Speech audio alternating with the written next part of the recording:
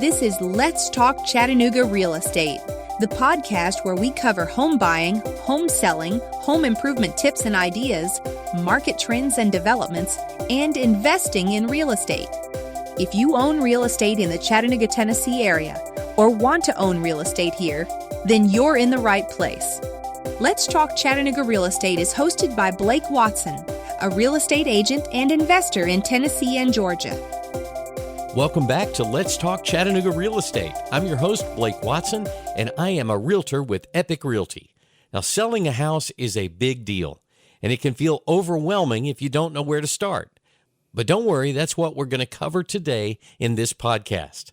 Now, a lot of people think selling a house is just putting up a for sale sign in the yard and waiting for offers to roll in. Well, trust me, there's a right way to do it, and there are a lot of details to cover and pitfalls to avoid. And we're going to go over the first 4 key steps of selling a home. First off, deciding to sell. Why do you want to sell the house? Number 2, preparing your home. Number 3, pricing it right. And then the 4th key step would be marketing it effectively. By the time we're done, you'll have a game plan. So before anything else, you need to be clear on why you're selling. People sell their homes for a lot of different reasons, and your reason will shape your strategy. Are you relocating for a job?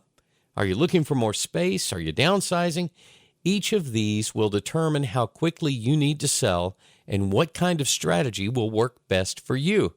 I once worked with a seller here in Chattanooga that needed to sell her house ASAP. She was moving. She worked with a retailer here in town that had stores all over the country, and she had a management level position that moved her from Chattanooga to Tri-Cities. She was moving to Northeast Tennessee, and she was going to start her new job like in 2 weeks, and she wanted to get her house sold immediately.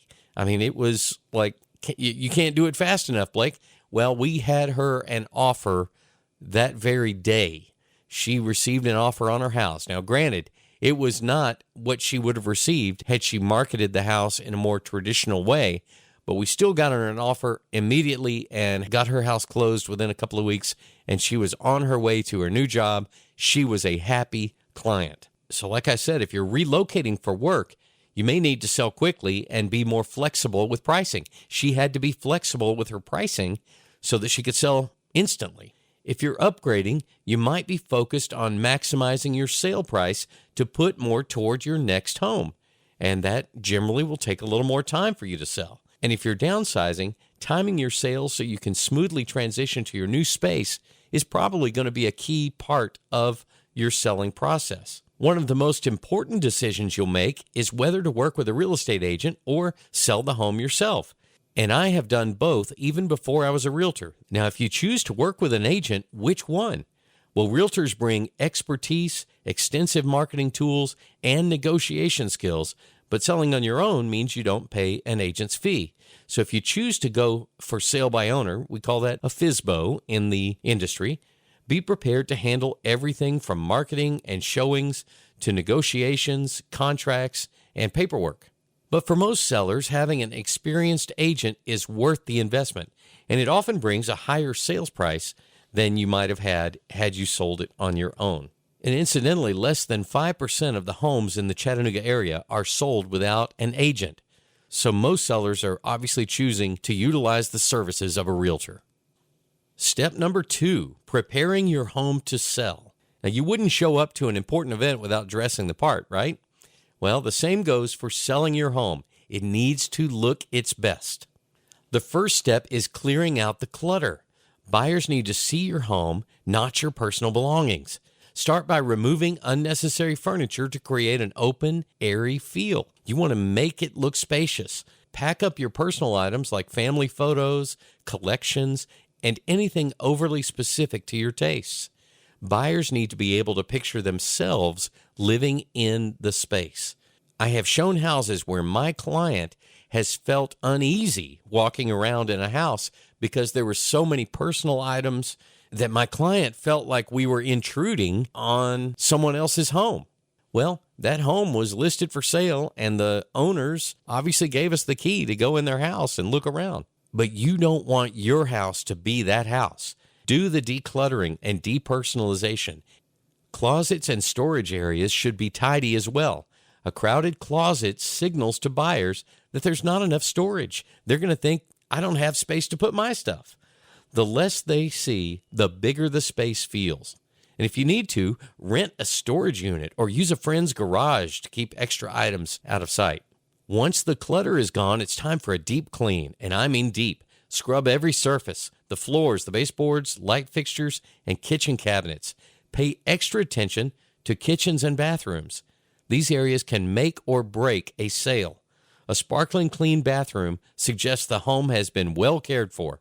And smell is a huge factor. You may not notice pet odors or lingering food smells, but buyers certainly will.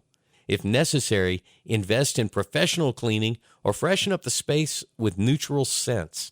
And here's a pro tip. A humidifier and fresh air can do wonders for removing unwanted odors before showings. Curb appeal. Well, first impressions certainly do matter. The exterior of your home is the first thing buyers will see, so make it count. You can rent a pressure washer or have a professional clean the siding, the driveway, and the walkways. Washing the exterior of your house will make it shine. A freshly painted front door, updated house numbers, and a few potted plants can add some instant charm. Of course, keep the lawn trimmed, bushes neat, and add fresh mulch to flower beds. Putting down fresh mulch has got to be one of the most inexpensive and effective ways to make your house really pop from the curb. Now let's talk about staging. A well-staged home sells faster and often for a higher price. Focus on the key rooms, the living room, the kitchen, the primary bedroom, and the dining room.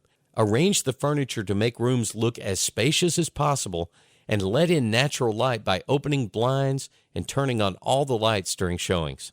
If you add some small touches like fresh flowers, a neutral throw pillow, and a bowl of fruit on the kitchen counter, that will really help you present your house in an attractive and inviting manner. I always put a new welcome mat on the front porch as well. You definitely don't want your welcome mat to be worn out. Make it attractive. Make it so that it is greeting potential buyers for your home. And if your home is vacant, we'll consider virtual staging in your photos. This can help buyers visualize the space. Now that your home is looking great, well, let's talk about the pricing. This is where many sellers make mistakes. They price it too high, and your home sits on the market too long. Price it too low, and you leave money on the table.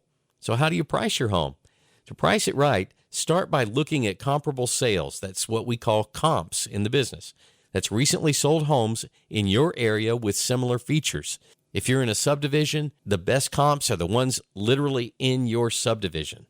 Your real estate agent can provide a comparative market analysis to help determine a competitive price. We call that a CMA, and I am glad to provide a CMA for you at no charge. It's just part of my service as a realtor. Market conditions also matter. In a seller's market, you might be able to price a little higher and still get some offers. But in a buyer's market, you've got to be competitive. And if you want the house to move in a reasonable amount of time, you may even need to price it a little below market if it's a buyer's market. Consider getting a pre-appraisal.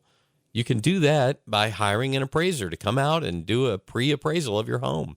This will certainly give you an unbiased opinion of your home's value. The key is finding that sweet spot. Pricing slightly below market value can spark multiple offers, possibly driving up the final sale price. Pricing too high might mean that your house is sitting on the market longer than necessary. Your real estate agent can help guide you to the right pricing. Okay, so we're up to step 4, marketing your home. Now, your home is prepped and it's priced right. Now, let's get the word out. Marketing is crucial to attracting the right buyers, and you want to expose your home to as many potential buyers as possible so that you will be able to attract the buyers that are the right fit for your home. Almost all buyers now start their search online, so high-quality photos are a must. What used to be just curb appeal has now spilled over into what I call Instagram appeal. The photos have got to really pop. Homes with professional photos sell faster and for more money. And as a realtor, when I list a house, I do hire a professional photographer to take those photos. Now that you've got those photos, make sure your description is good. Make sure your description covers all of the elements that are beneficial about your home, the things that separate your home from the other houses that are for sale. What makes yours special? You want it in that description. As a realtor, I craft those descriptions on a regular basis. Then you're going to list your house on major real estate sites like the Chattanooga MLS, Zillow, Realtor.com, and don't forget social media. Facebook and Instagram can help spread the word. One of the powerful tools that realtors bring to the table is the multitude of website listings, not only in the Chattanooga MLS, but virtually all real estate websites in the region, in the United States, and even around the world. Getting your house listed through the real estate websites gives your property the broadest exposure, reaching the most potential buyers and increasing the likelihood of a good offer. Now that you've got it listed, you'll need to be scheduling showings and keep your home spotless. Always keep it cleaned up, picked up, and ready. Have a plan for your pets. You really need to take them out during showings to avoid distractions. I had a seller that would take their dog out for a ride in the car every time we had a showing. And the dog would ride around. Maybe they'd go to a park or someplace where they could walk the dog. But regardless, the dog left the property every time they had a showing. I would also advise using odor neutralizers, something like Febreze, and spray it often around any area that might be generating smells, like where your animals may stay or kitchens. And here's a small tip. Before a showing, if you bake some cookies or maybe you simmer some cinnamon sticks, that does give a welcoming aroma, and it may cover up other odors that you may not even be aware of. And of course, your realtor can schedule and manage showings and open houses. All of that is what I do as a realtor. So selling a home is certainly a process, but with the right steps, you'll have good success and have a great offer. And remember, real estate is my profession. I'm a full-time realtor, and I welcome the opportunity to talk with you about the steps needed in selling your house. And you can reach out to me. I'm Blake Watson, agent with Epic Realty. Let me give you my phone number. It is 423-315-1815, and my brokerage office phone is 888-893-3537. You can find me on Facebook and LinkedIn as Blake Watson and on Instagram as Rock and Roll Blake. My website is athomechattanooga.com. And if this podcast has been helpful to you, well, please share this podcast with a friend and follow this podcast so you won't miss an episode. And until next time, I certainly wish you all the best in your real estate journey.